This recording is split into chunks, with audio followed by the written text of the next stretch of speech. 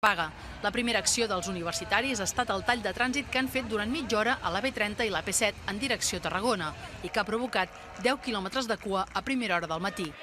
A la central fa gairebé una setmana que ocupen la universitat i passen també les nits i avui surten al carrer. A fora, ambient de mobilització, però sobretot de campanya. Ara mateix tot de material per poder encartellar, per poder omplir la ciutat durant la manifestació de les pancartes de promoció. S'acosten les 12 i cada cop més joves arriben a la convocatòria de la plaça Universitat. A donar suport a la manifestació per donar peu a la democràcia, perquè tots tenim dret a decidir, perquè és el poble el que realment ha de decidir què vol que es passi en un futur. L'ambient festiu creix. Música, teatre, bandes sonores i parlaments.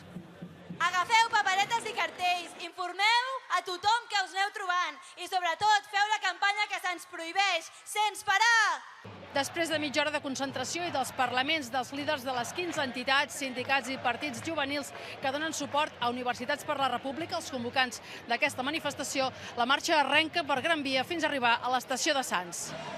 Ni en les manifestacions més nombroses contra la llei Wert s'havia vist tanta participació d'estudiants com en la d'avui, i més quan s'hi han sumat els bombers que han estat rebuts amb una gran ovació. Mireia Segut, TV3, Barcelona.